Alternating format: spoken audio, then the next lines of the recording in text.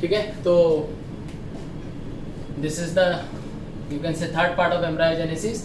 Okay, तो amniotic cavity यहाँ पे एक्टोडर्म, मेसोडर्म, एंडोडर्म ऐसे है। ठीक है, और हमको पता है ये जो तीनों जर्मिनल लेयर है, ये तीनों जर्मिनल लेयर ऐसे फिलहाल नहीं है।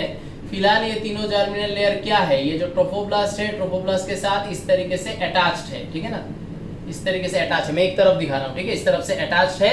अब क्या होगा, जो पेरिफेरल सेल्स है, जो ये साइड का सेल्स है, ये peripheral cells of this germinal layer वो अंदर के तरफ मूव करता है। तो जब अंदर की तरफ मूव करता है, इसको हम लोग क्या बुलाते हैं, इस फिनोमिनन को हम लोग इन्वोल्यूशन बुलाते हैं। सेल मूवमेंट का अलग अलग नाम है। ये जो हम लोगों ने देखा इपीब्लास्ट से हाइपोब्लास्ट की तरफ सेल आया ऊपर से नीचे, उसको हम लोग इपीबोली बुलाते हैं। ठीक है ना, तो इसी तरीके से इपीबोली, एम्बोली, इन्वोल्यूशन, डेलेमिनेशन, ये अलग अलग सेल मूवमेंट्स का नाम है। मैं बाद में तुम लोग को पढ़ाऊंगा। तो ये जो साइड का सेल्स है, जैसे तीनों जर्मिनल लेयर बन जाता है, ये जो पेरिफेरल पोर्शन का जो सेल्स है वो अंदर की तरफ मूव करता है। एंड वो अंदर की तरफ मूव करने को हम लोग क्या बुलाते हैं, we call that as involution. Now due to involution peripheral attachment is disintegrated, चला जाएगा, क्योंकि ये जो सेल्स है साइड का, ये तो अंदर की तरफ मूव कर गया, तो इसके वजह से ये ऐसा हो गया, इसलिए मैंने ये जगह को ऐसा ही रखा। ठीक है, तो अब इसका ट्रोफोब्लास्ट के साथ कोई कनेक्शन नहीं है। जैसे ही कनेक्शन नहीं होगा, ये जो एमनियोटिक कैविटी में जो एमनियन सेल्स एमनियन फ्लूइड छोड़ रहा था, वो एमनियन फ्लूइड अब इन साइड से निकल के इधर आ जाएगा। तो जैसे इधर आएगा, ब्लास्टोसील का सिग्निफिकेंस खत्म हो जाएगा।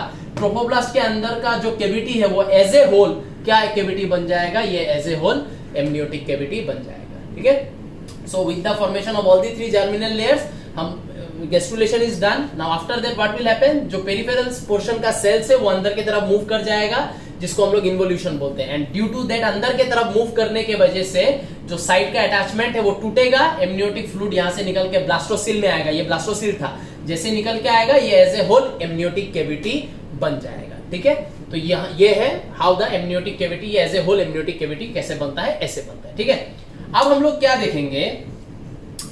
देखेंगे, जैसे ही इम्प्लांटेशन खत्म हो जाता है ना, जैसे इम्प्लांटेशन हो जाता है, गैस्ट्रुलेशन हो जाने के बाद, मतलब इन बिटवीन दैट, इम्प्लांटेशन और गैस्ट्रुलेशन जब चल रहा है, इन बिटवीन दैट हम लोग क्या देखते हैं, ये जो हमारा एंडोमेट्रियम है ना, ये जो हमारा एंडोमेट्रियम है, ये endometria is also called as क्या, it is also called as decidua. ठीक है, ये जो एंडोमेट्रियम है, जैसे ही यू कैन से, जैसे ही गैस्ट्रुलेशन खत्म होता है, you can say like that, जैसे गैस्ट्रुलेशन खत्म होता है, endometrium is called as decidua. Endometrium को एंडोमेट्रियम नहीं बुलाएंगे, डेसिडुआ बुलाएंगे। ठीक है, एंड डेसिडुआ जो है, ठीक है, इस डेसिडुआ का यू कैन से, ये डेसिडुआ का 3 पार्ट्स है। क्या क्या है 3 पार्ट्स, एक जिसको हम लोग बुलाते हैं डेसिडुआ बेसिलिस, एक डेसिडुआ पेराइटेलिस, एंड एक है डेसिडुआ कैप्सुलारिस। ठीक है, so these are the 3 parts of decidua, decidua basalis, parietalis, capsularis. ठीक है,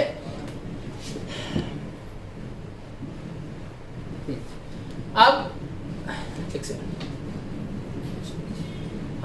अब ये 3 पार्ट क्या क्या है, मतलब बेसिकली जैसे गैस्ट्रुलेशन खत्म होता है, एंडोमेट्रियम डेसिडुआ बन जाता है, एंड फिर डेसिडुआ को हम लोग बोलते हैं कि ये डेसिडुआ 3 पार्ट्स में डिवाइडेड है, डिपेंडिंग अपॉन द रीजन। याद करो, मैंने आज का जो लेक्चर, उस लेक्चर में हम लोगों ने क्या देखा था, मायोमेट्रियल विली कुछ ऐसा है, और इन मायोमेट्रियल विली के बीच का जो स्पेस है, उस स्पेस में कुछ एंडोमेट्रियल सेल्स ऐसे करके घुसा हुआ था कि नहीं, ऐसे करके घुसा हुआ था कि नहीं। तो ये जो एंडोमेट्रियल सेल्स है, जो प्लेसेंटा फॉर्मेशन में घुस गया है, क्योंकि यहाँ पे कोरियन था, फिर कोरियन का विली निकला, इन दोनों के बीच में इंटरडिजिटेशन हुआ, उस इंटरडिजिटेशन में जो एंडोमेट्रियम उसमें घुस गया है, उस एंडोमेट्रियम को हम लोग क्या बुलाते हैं, डेसिडुआ बेसिलिस बुलाते हैं। ठीक है, देन ये जो एंडोमेट्रियम है, ये एंडोमेट्रियम जैसे ही गैस्ट्रुलेशन खत्म होता है, ये एंडोमेट्रियम क्या करता है, एंडोमेट्रियम एंड ट्रोफोब्लास्ट का बीच का जो ये स्पेस है, इस स्पेस को एकदम भर्ती कर देता है। ठीक है, ये जो स्पेस है, ये स्पेस एंडोमेट्रियम एकदम फिल अप कर देगा। एंडोमेट्रियम अपने से कुछ सेल्स छोड़ेगा, जो ये जो स्पेस है, इस स्पेस को एकदम फिल अप कर देगा। So trophoblast layer and the endometrium will become one. तो ये जो लेयर यहाँ पे बन रहा है, या ये जो बीच में जो सेल्स आ रहा है, ठीक है ना, ये यहाँ का एंडोमेट्रियम से जो सेल्स आ रहा है बीच में, ठीक है, ये बीच का जो सेल्स है, इन बीच के सेल्स को हम लोग क्या बुलाते हैं, डेसिडुआ कैप्सुलरिस। और जो ये लेयर में रह गया, जो एंडोमेट्रियल सेल्स इस लेयर में रह गया, वो बनेगा क्या, डेसिडुआ पेराइटलिस, ठीक है। तो अब जब तुम लोग डेसिडुआ के बारे में लिखोगे फ्रॉम दिस लेक्चर, तो साइड में तुम लोग लिख देना, ठीक है ना, कि decidua basalis is that portion of the endometrium which takes part in the placenta formation, ठीक है, क्योंकि जब सेल्स ऑफ रोबर इरोड करता है तो पूरा एंडोमेट्रियम नहीं जाता है, मायोमेट्रियल विलाई के बीच बीच में थोड़ा थोड़ा एंडोमेट्रियम रह जाता है, दैट इज डेसिडुआ बेसिलिस, ठीक है। गैस्ट्रुलेशन होने के बाद, amniotic cavity as a whole form हो जाने के बाद, जो एंडोमेट्रियम है वो एंडोमेट्रियम चाहता है कि मैं अपने और ट्रोफोब्लास्ट के बीच का गैप को भर्ती कर दूं, तो कुछ कुछ सेल्स वो भेजता है गैप को भर्ती करने के लिए। तो गैप भर्ती करने वाला एंडोमेट्रियल सेल्स को हम लोग डेसिडुआ कैप्सुलरिस बुलाते हैं। एंड जो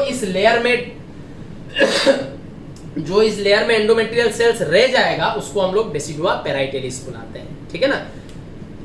तो ये है तुम्हारा डेसिडुआ वगैरह जो समझाना था वो बता दिया, इन्वोल्यूशन क्या है, amniotic cavity as a whole कैसे बनेगा, ये डिस्कशन हो गया। अब हम लोग क्या देखेंगे, ये जो एंडोडाम है, ये एंडोडाम अपने से इस तरीके का दो प्रोजेक्शन निकालता है। एंडोडाम अपने से कुछ दो प्रोजेक्शन निकालेगा ऐसा, जिसमें से एक प्रोजेक्शन का नाम है यॉर्क सेक और दूसरे प्रोजेक्शन का नाम है एलांटोइस सेक, ठीक है। तो जैसे ही डेसिडुआ का फॉर्मेशन कंप्लीट होता है, वैसे हम लोग क्या देखेंगे, जो एंडोडाम है वो एंडोडाम अपने से दो प्रोजेक्शन निकालता है, एक का नाम है यॉर्क सेक, दूसरा का नाम है एलांटोइस सेक, ठीक है। और ये प्रोजेक्शन निकालने के बाद ये जो स्ट्रक्चर है, ये स्ट्रक्चर ऐसे घूम जाएगा। ये देखो अभी ऐसा है स्ट्रक्चर जहां पे एक्टोडाम ऊपर है, मेसोडाम बीच में, एंडोडाम नीचे, ये स्ट्रक्चर ऐसे घूम जाएगा, माने एंडोडाम ऊपर की तरफ चला जाएगा, ठीक है ना। तो हम लोग ये देखेंगे कि ये स्ट्रक्चर घूम गया है। जैसे ये स्ट्रक्चर घूम गया है, ये नाम नोट कर लेना, मैं मिटा रहा हूं, ठीक है। जैसे ये स्ट्रक्चर घूम जाएगा,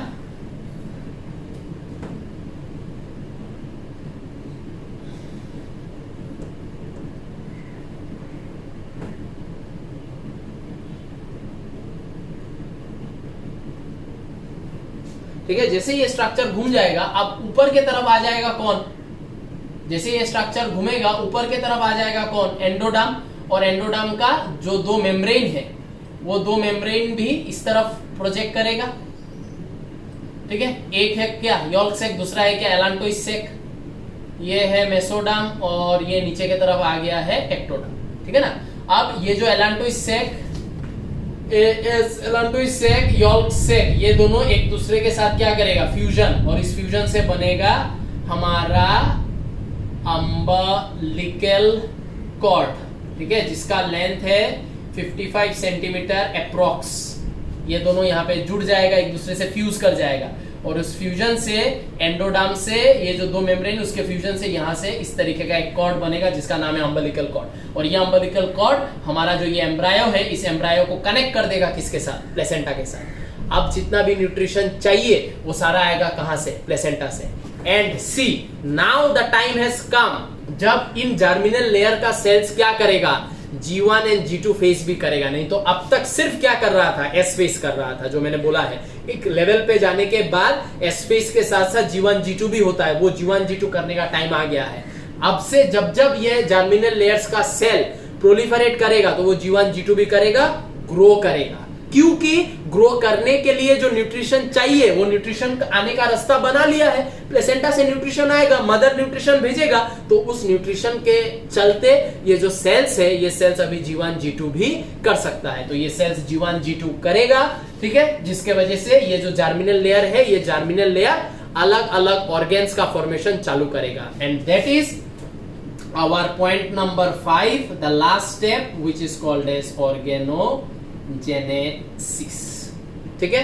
तो ऑर्गेनोजेनेसिस में हर जर्मिनल लेयर कुछ कुछ अलग अलग ऑर्गेन्स का फॉर्मेशन करेगा, ठीक है, क्योंकि अभी न्यूट्रिशन जो है वो प्लेसेंटा से आ जाएगा। तो समझ में आया होगा कि हम लोगों ने ये amniotic cavity as a whole बनने के बाद क्या डिस्कस किया। डिस्कस ये किया कि amniotic cavity as a whole बनने के बाद जो एंडोमेट्रियम है वो अपने आप को डेसिडुआ हम लोग उसको बुलाते हैं, क्योंकि वो अपने आप को कन्वर्ट कर लेता है या कुछ और फंक्शन भी करता है। क्या फंक्शन करता है, basalis the portion involved in placenta, cells which is filling up the space capsularis, the cells which is still in the endometrial position, parietalis. After that, the endoderm gives out two projection, yolk sac, allantois sac. Then the entire germinal layers will move, endoderm will go ऊपर, and जो दो projection निकला था यॉल्क sac and एलांटोइस दोनों fuse करेगा, fuse करके umbilical cord बना देगा, अम्बिलिकल कॉर्ड प्लेसेंटा से एम्ब्रायो को कनेक्ट कर देगा। अब न्यूट्रिशन प्लेसेंटा से अम्बिलिकल कॉर्ड के थ्रू आएगा इनटू द बेबी, और जैसे ही आना चालू होगा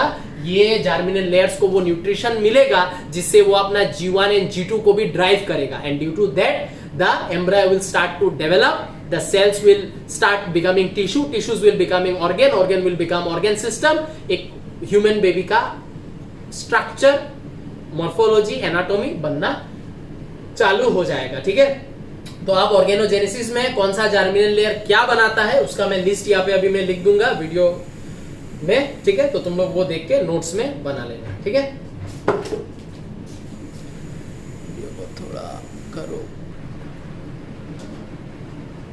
सो ये सब है डिफरेंट जर्मिनल लेयर हमारे बॉडी का क्या क्या पार्ट्स को बना रहा है, नहीं बना रहा है। So these are those organ का नाम। ठीक है, तो ये सब तुम लोग नोट डाउन कर लेना। तो यहाँ पे हमारा एम्ब्रायोजेनेसिस ख़त्म होता है। ठीक है, तो प्रॉपरली नोट्स बनाना, और वीडियो कहीं पे समझ में नहीं आए तो रिवाइंड करके देखना, अच्छे से समझ लेना। ठीक है, सो यहाँ पे I am signing off today. In the next class we will study about placenta in more detailing, parturition, ये सब डिस्कस करेंगे। तो चैप्टर और ख़त्म होने के रास्ते में ही है, और I think 3-4 more classes and the chapter will be done. Okay, till then, see ya, take care.